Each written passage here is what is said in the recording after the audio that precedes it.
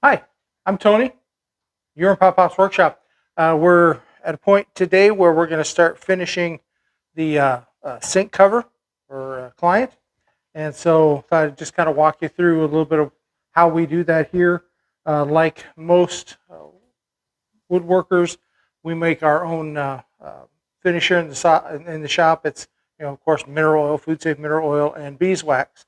The batch I have now is a local beeswax I get from a friend that is an apiist. So we mix that up in a crock pot. I've got an old crock pot that we're gonna throw it out. So if you've got one or you find one at a garage sale or yard sale, pick it up because it's great for slowly mixing that together, and it makes the shop smell fabulous while you're cooking it. So and if you're getting your beeswax local, you can even get a variety of scents that way because whatever the bees are eating, that's kind of what the wax is going to smell like. So that's one of the benefits of locally sourced, but nothing wrong with picking it up on Amazon. That's what we did before, so that's a great way to do it too. So this is we call this Nana's wood gravy here in the shop. So my wife helps make that.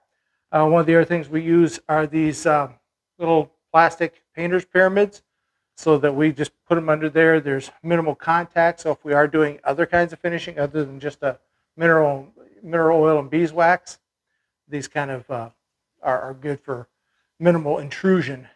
Start on the one side, end up on the back. You'll like that. And some blue shop towels for when this is soaked in. As far as it's going to soak in, we'll buff off the rest. Another side benefit is wintertime here in Iowa, and my hands are they're getting destroyed by sawdust and all the things that go with that, dry weather. This stuff, if you're not wearing gloves, you just apply it with your hands. It really feels great on the hands. So we're going to just take a little bit, get it on there, and we'll start with this side here. And we'll just rub it in a little bit. Make sure I got my pyramids pointed out a little bit better than they are. See what I did wrong here. There we go. That's a little better. And this stuff isn't very expensive, so you can really lather it in there, getting it onto the groove.